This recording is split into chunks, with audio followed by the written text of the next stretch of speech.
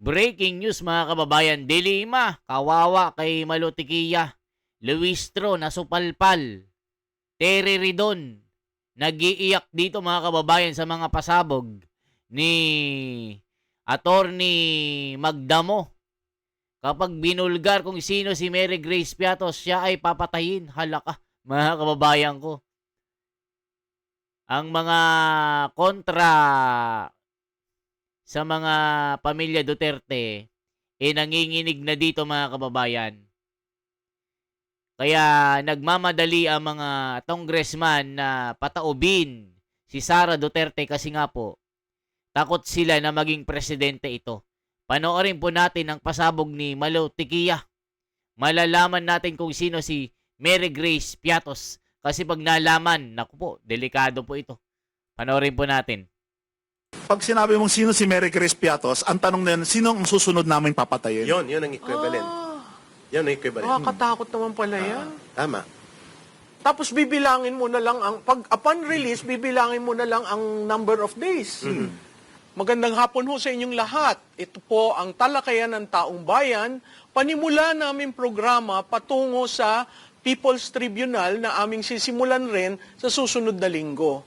Ito po ay paraan namin para mapalinaw ang mga issues na bumubuo sa issue ng impeachment, both sa ating Pangulo at sa ating Vice Presidente. Ngayon po, dito sa dalawang editions natin, pag-uusapan po natin ang dalawang bagay na napaka-importante. Yan po ay ukol sa confidential fund, ang paggamit niyan, ang proseso, at bakit mahalaga na maging sikreto ang mga panuntunan sa pag-aalam kung sino yung mga pangalan dyan sa mga tao dyan sa pangalan na sinasabi. At ang pangalawa ay pag-uusapan po natin ang bank secrecy. Pero bago po natin puntahan yung mismo nating talakayan, gusto kong ipakilala sa inyo ang aking mga kasama dito. Medyo mga controversial ho sila, pero talagang sikat na sikat at alam nila ang kanilang sinasabi para mapaliwanagan ang taong bayan dito sa issue ng confidential fund, ang pag-handle ng mga aliases, bakit hindi mo pwedeng sabihin, ang proseso niya ang confidential fund, at iba pang mga issues na tungkol dito. So, Ayan mga kababayan ko, magliliwanag po sa atin yung mga bagay-bagay dito bakit hindi pwedeng malaman itong intelligence gaya ng Mary Grace Piatos. Di ba mga kababayan, ganoon naman talaga. Kaya nga confidential funds sikreto Umpisa pa lang, alam na namin ang alias na yan. Alam naman nila yan. Kaso nagdunong-dunungan lang kasi.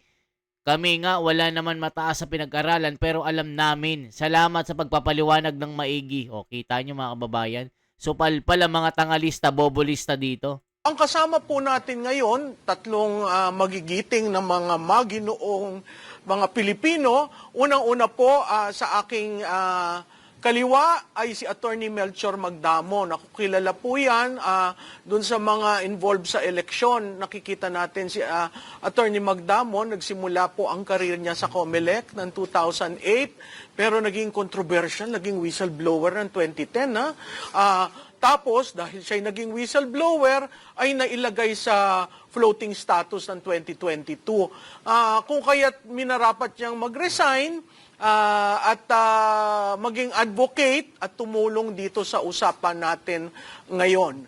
Ang aking nasa kanan naman ay hindi na iba sa inyo, si Ka Eric.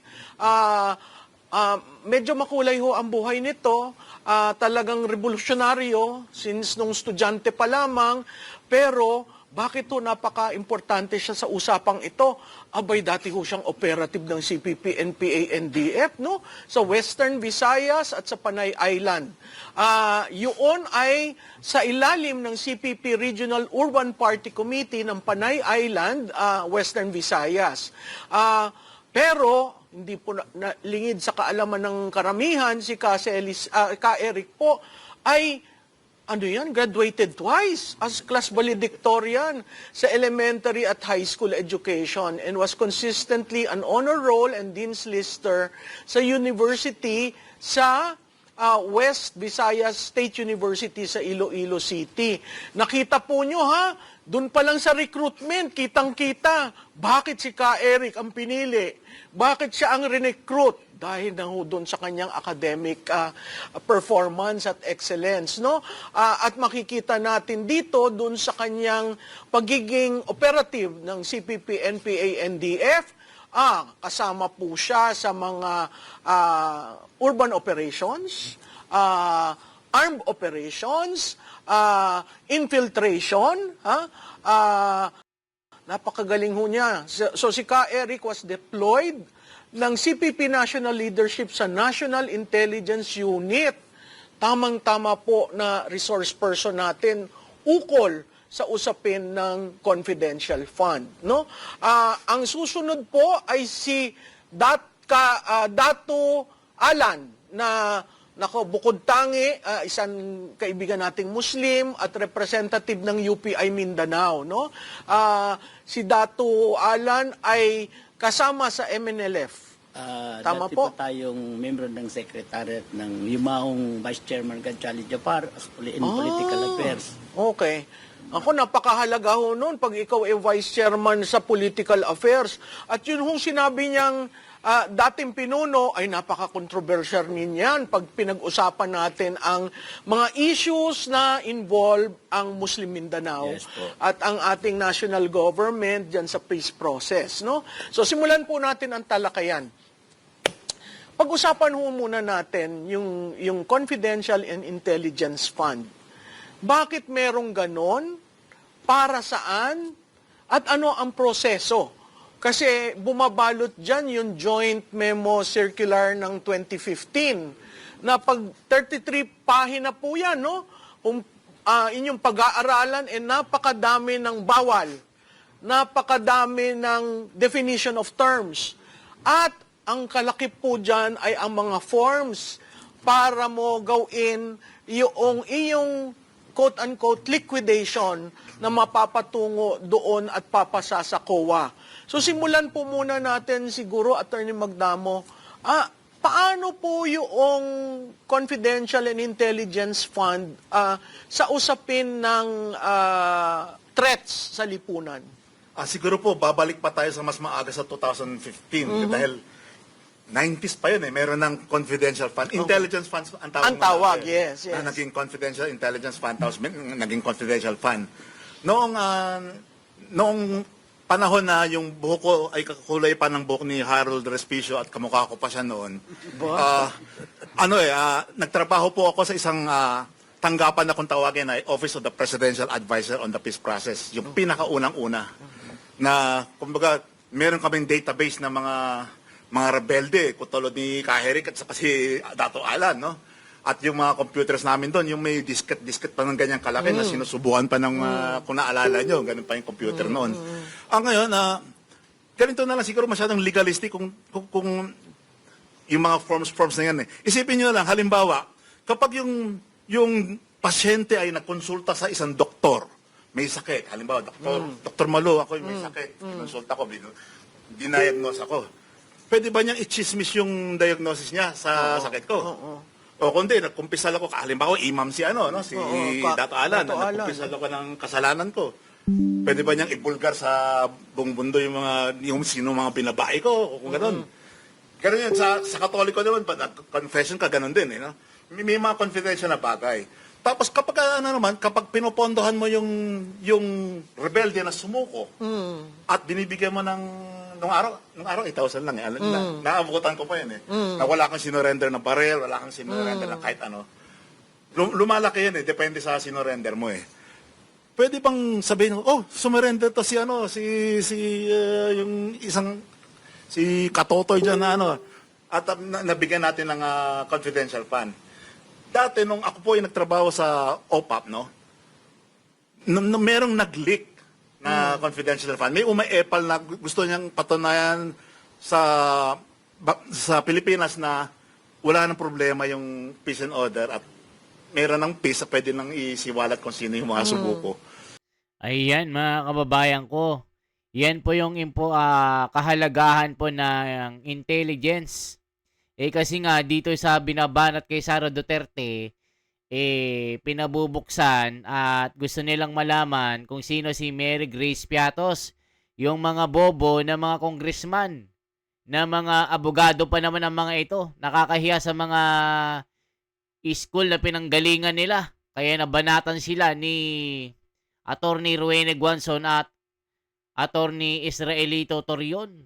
Gusto pa naman nilang malaman ang intelligence sa confidential fund na ito, mga tanga, bobo, mga tangalista. 'Di ba? Kayo din yung problema ng taong bayan eh. Mga tangalista naniniwala sa 20 pesos sa bigas hanggang ngayon eh. Kaya nga confidential, sekreto gusto nyong malaman. 'Di ba? Parang CIA, 'di ba? Central Intelligence Agency ng Amerika. Gusto nyong malaman, sekreto 'yan. Ba't? Kasi nga pagka inggit pikit na lang. Inggit na inggit kasi sila kay Sara Duterte. Bakit? Kasi nga super lakas eh. Walang makakatalo, tapos tatandem pa kay Marcoleta ng pagka-vice presidente ng Pilipinas. Ang bangga, giba-giba dyan, mga kababayan ko. Diba? Tapos sabi ni Trillanes, ipipresenta ang sarili na maging witness daw para idiin si Sara Duterte. Ano naman ang mga sasabihin na maganda ni Trillanes puro sinungalingan lang ito. Naku po mga kababayan ko. At yung nag-leak ay yung tungkol kay Leopoldo Mabilangan, a certain ka-hector. Ako po yung nagtatago ng ano na yon, Ng data na database yun. Noong yung boss ko kasi noon, hindi niyo siguro naalala, yung Heidi Yorak, isa yung matapang nung araw yun. No? Nung pinolitika siya at inalis siya doon at nagkaroon ng bagong boss, kinuha ng bagong boss yung confidential data at nagyabang dahil tatakbo nga naman sa Senado. Sabi na, okay na, may peace talks. Pumunta sa Utrecht sa Netherlands at binigay yung data. Ang listahan. And exactly 32 years ago yun. So, Attorney Gamo, bawal na ibigay ang listahan? Bawal sabihin kung sino ang State rebelde. secret yun. State secret kung sino yung mga rebeldeng sumuko dahil binigyan mo ng pondo eh. Yan ba yung tinatawag na dapat may order of battle na ilalagay doon sa plano para kakumuha ng pondo ng confidential fund? Dati wala pang ganun eh. Wala pang Wala ganon. pang ganun eh. Yung mga So, order. dati, listahan lang. Listahan lang. Oo. Puro ano lang. Based on intelligence. Based on intelligence. Tapos kahit yung alias, kailangan pinapalitan yon. So, balik tayo dun sa confidential fund, no? Dati, sinabi mo, Attorney Magdamo, na isang pondo lamang yon na intelligence fund. Tapos nagkaroon ng confidential at intelligence. Ang confidential ngayon, defined as paggamit ng pondo hindi sa intelligence na PNP, DND. Ano ang difference ng confidential at intelligence? Yung intelligence more on the military side yun eh. Pagka napupunta sa civilian, doon na nakakaluan ng confidential. Ang naalala ko doon, dati kasi yung nagne-negotiate sa ang tawag sa inyo, Southern Philippines Autonomous Groups. Yes. Ambassador Manuel Yan, General Manuel Yan, na kasama ni Ramos, President Ramos. Sa sa ideological groups, ang tawag sa kanila, ideological. Si Ambassador Howard D. Tsaka si Aping Yap. Ayun, si Aping Yap, si Congressman of Tarlac. Tarlac. Tapos, noong nasanay mo na sa naunang intelligence sa military side. Pero habang nagkaroon ng konting problema sa intelligence fund noon dahil yung tuwing may magsosurrender na kunyari barrel, usually talagang bulok na bulok nga tapos ino-overprice. Ayan mga kababayan, kaya kailangan talagang sekreto talaga. 'Di ba? Sino lang naman yung mga nagsusulong yan? Mga tangalista lang naman na mga kumakalaban sa Sara Duterte. The corrupt congressman taking advantage of Filipinos' ignorance to law. That's why they are making noise of the alias Mary Grace Piatos. Sabi ni Jeanette Nakaw na millions, billions, or trillions pa yan, hindi naman maibabalik sa taong bayan. Salamat Ginoo, marami pang Pilipino nang nag-stand sa tama. Sadly, mukhang na-infiltrate ng government ng mga rebelde. Ang ganda po ng setup ng room. Not flashy, very private at looks like place na comforting na pwede kang mag-share ng stories. Ayan mga kababayan ko. Okay? I-share nyo po ito mga kababayan. I-like at subscribe ang ating YouTube channel. Ako po si The Wonders Philippines. Salamat po sa inyong suporta.